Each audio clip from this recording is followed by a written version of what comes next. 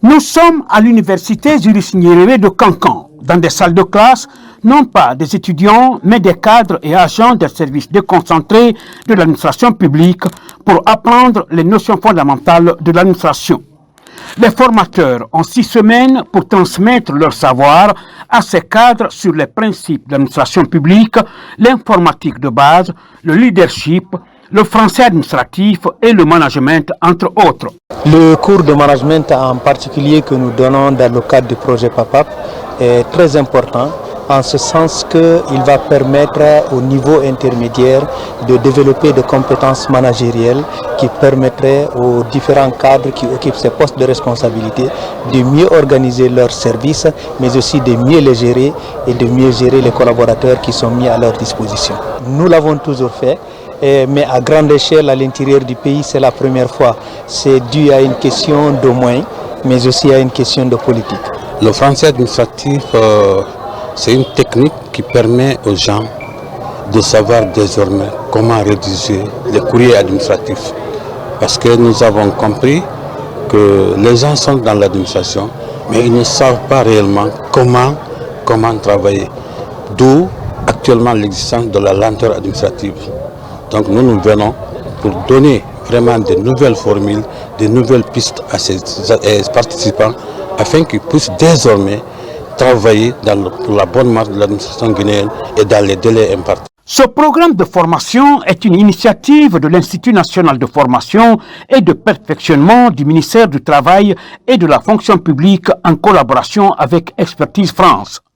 200 cadres de services déconcentrés de la région de Cancan bénéficient de cette formation exécutée au compte du projet d'appui au perfectionnement de l'administration publique. À mi-parcours, la chef du dit projet a jugé nécessaire d'effectuer cette visite de suivi sur le terrain pour apprécier le déroulement de la formation. 4 semaines après, il reste 2 semaines pour clôturer. J'ai trouvé une équipe de formateurs très engagés, très motivés. J'ai trouvé des auditeurs vraiment motivés, même après 4 semaines, parce que c'est dur, les formations, et je dois dire que je suis très satisfaite. 200 cadres et agents seront formés dans chaque région. Après Nzérékoré et Cancan, Labé et Kindia sont les prochaines étapes de cette formation. Sur tout autre plan, santé reproductive, une campagne nationale vient d'être lancée. Elle encourage la planification familiale. Cette ambition est affichée au centre de santé de RMA-Konon. Nous sommes dans la préfecture de Kissidougou. Il est essentiellement question de prendre le contrôle de la santé reproductive. Marwan Kamara. À Kissidougou, les parents peuvent désormais espacer les naissances et éviter les grossesses non désirées. Au centre de santé RMA-Konon, dans la commune urbaine de Kissidougou, une campagne nationale de planification est lancée.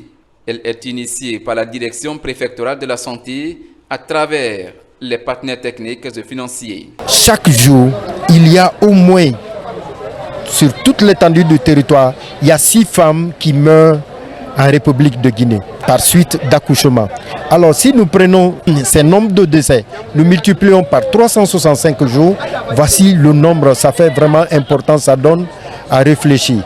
Alors c'est dans ce cadre que le gouvernement, avec ses partenaires, ont initié cette campagne de planification familiale qui était 1 fois par an, mais maintenant c'est 2 fois par an. Ce programme national permettra d'offrir gratuitement des services de la planification familiale aux populations locales afin de prendre des mesures pour améliorer la couverture de la contraception dans les localités de Kissidougou. Les partenaires techniques et financiers s'alignent sur le programme du ministère de la Santé et sont disponibles à accompagner le pays dans l'amélioration de la santé des populations, notamment les femmes et les jeunes filles.